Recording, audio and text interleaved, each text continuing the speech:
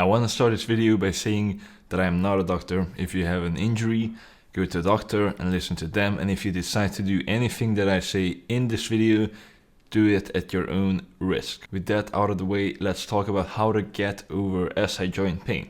This video is going to have 3 different portions. The first one is going to be about what is SI joint pain like. So do you even have SI joint pain or do you have something else? Second portion is going to be about how to cure it, how to get rid of the pain, and the third portion is going to be what to do after you got rid of the pain. Now, first we need to talk about what does SI joint pain feel like to know if you actually have SI joint pain or not, because it's very important to be trying to cure the right thing and not the wrong thing. So, what does SI joint pain feel like?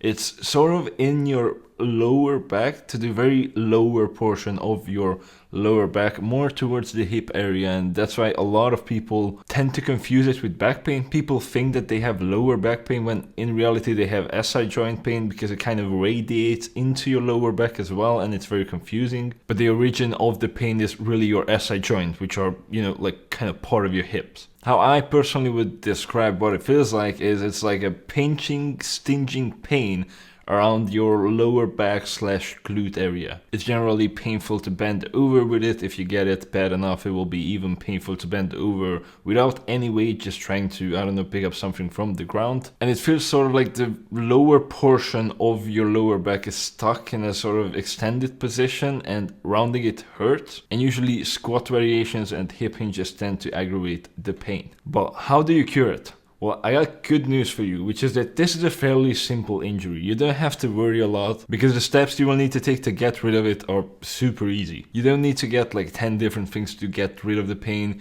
You don't need to do an hour of stretching every single day. You don't need to take random supplements, whatever. But with that said, the bad news is that it will take time. It doesn't take very, very much time. So it doesn't take like half a year or anything, but it will probably take, depending on how strong the pain is, it could take a couple of months. For me, the first time I ever got this injury, I was a fucking idiot, and despite feeling the pain, I still continued doing all of the motions that would trigger it in the gym until I basically couldn't do them anymore. And the pain was so bad that when I would bend over with zero weight, I would literally just bend over, I would feel like my entire back hip area is getting crushed into pieces. Like, it was so fucking painful that I would make faces.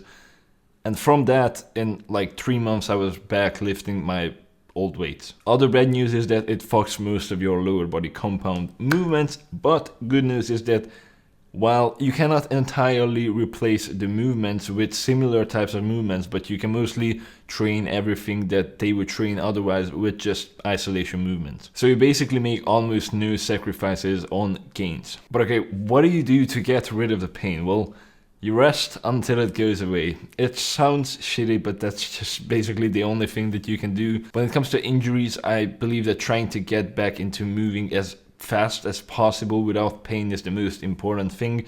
When it comes to this, it might take a little while, because if you got to the point where even without weight bending over is painful, you might need to wait like a week or 2 until that completely goes away, or maybe even more. Now, what do I mean by resting? By resting, I mean that you will not do the exercises that aggravate them. Generally, what tends to aggravate them are squat variations, hip hinges, some ab exercises, and upper back exercises that use a lot of your lower back. So something like barbell rows with really heavy weight. While you have the pain, you should not do these movements. Now, what you can replace them with, and in reality, you're not really replacing the movements because you're not getting similar movements, but you're still getting stimulus for your muscles.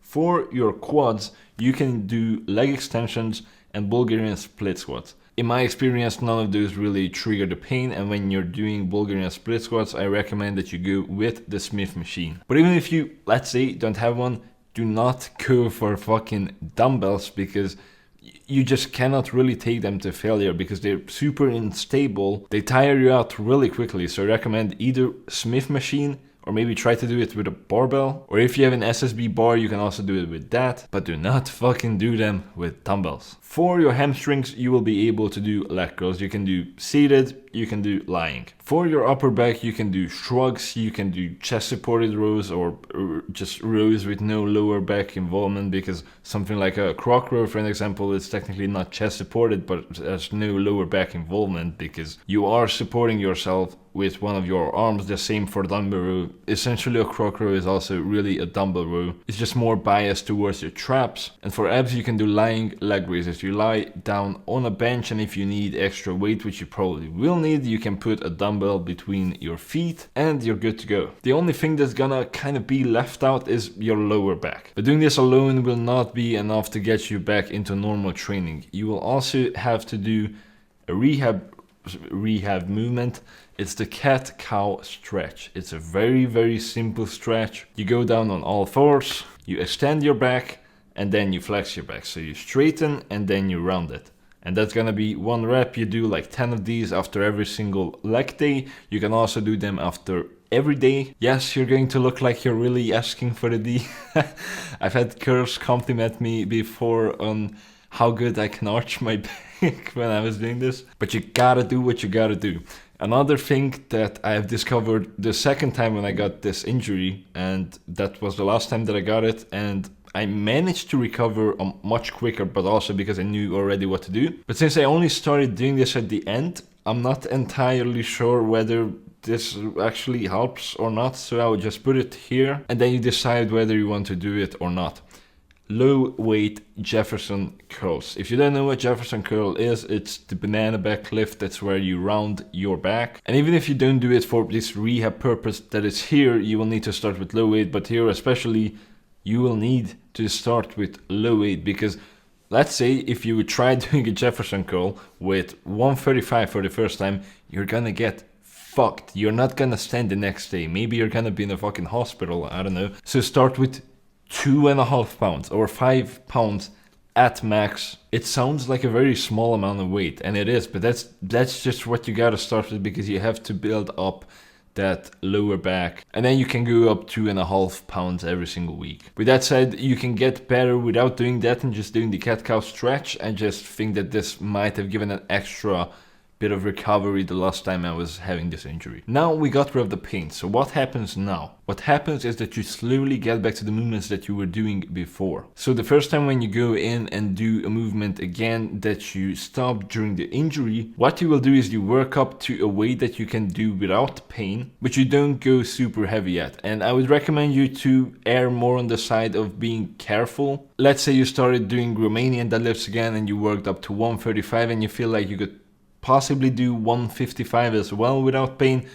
Just leave it at the 135. You can do that the next time. Then you will increase the weight a little bit each session. It doesn't have to be super slow. I found that when you get to this point, you can go up relatively quickly, but you still need a little bit of time to go back into the old weights. For me personally, when it comes to both squats and RDLs, 20 pounds per week of adding weight usually works really well. That is not too slow, so you can get back in a couple of weeks. It doesn't take eternity to get back into your old weight.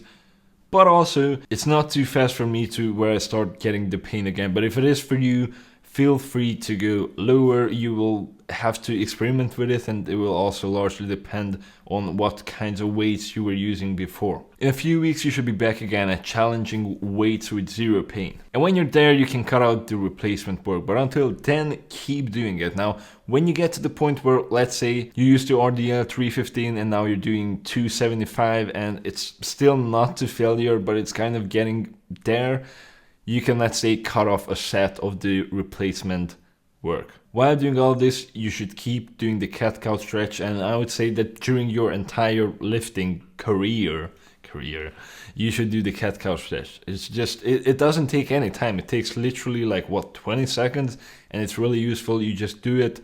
You do 10 reps after every single leg day for the rest of your life, and that's it, and you're gonna be good. And very important, whenever you introduce a new movement into your training that has something to do with the SI joint, especially when it puts more stress on the SI joint than the movements that you're already doing, you need to start slow and slowly build up. So a good example, if you've always been only doing normal Romanian deadlifts and now you decide to introduce a deficit RDL or some shit like that, there's going to be more stress on your lower back and on your SI joint than the normal RDL that you were doing before. So you're not used to that range of motion, so you will need to build that up. You cannot just start heavy immediately. And if the pain ever comes back, because sometimes it just randomly does. The very first time when I had this injury, it had a sort of lead up to it, but the last time I had it, there was nothing. I just woke up one day and I had it. And I didn't even know what aggravated it. But the point is, when you feel that pain even a little bit, just stop doing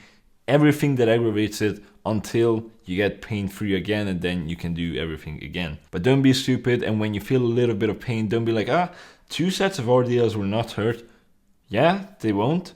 Next day, you're not going to be able to fucking bend down to pick up a pen from the floor. So be cautious with that. It's way better to skip 1 session of RDLs, and then after that, the next week, just get back into it, then do it, and then have to fucking skip them for an entire month. And that's it. Good luck to everybody who is trying to recover from this shit. It sucks, but it will get better, and then you will get back into lifting and become stronger than ever. I believe in that. And so if you enjoyed this video, click here to watch my last one. Bye.